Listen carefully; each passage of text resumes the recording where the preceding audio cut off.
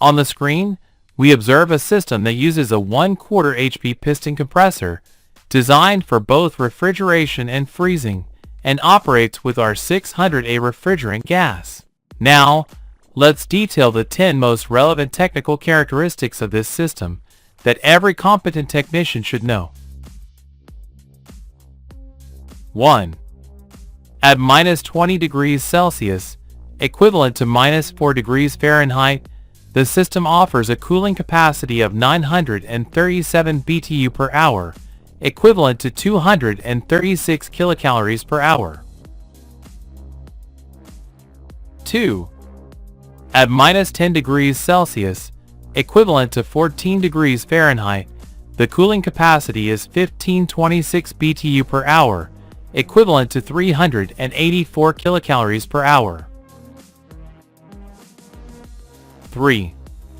The nominal electrical consumption of the 1/4 HP compressor, known as RLA, is 2.35 amperes at 110 volts and 1.18 amperes at 220 volts.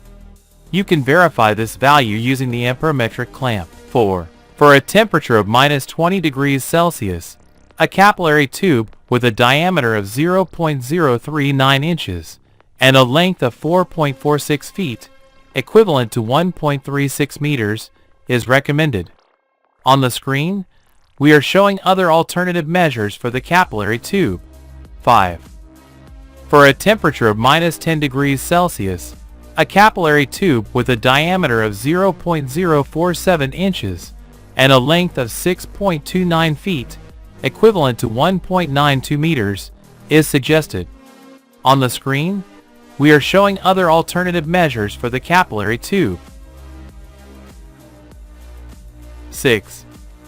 For low temperature applications, with a value of -20 degrees Celsius, the pressure on the low pressure gauge should be -4.19 pounds per square inch.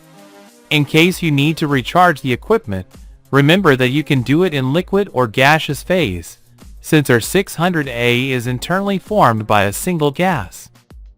Remember that due to the very low pressure values, it is more accurate to charge the R600a by weight. 7. For medium temperature applications, the working pressure on the low pressure gauge is 1 pound per square inch at -10 degrees Celsius. 8.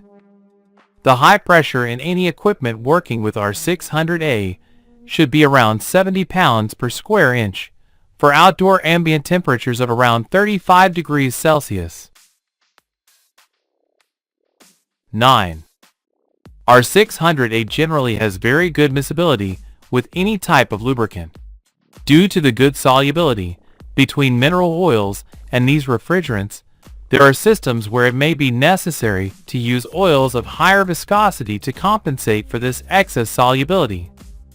Remember to change the compressor oil when the equipment has been exposed to the external environment, for example, due to leaks, that is, totally depressurized, or when the oil presents an abnormal color, such as black or dark brown.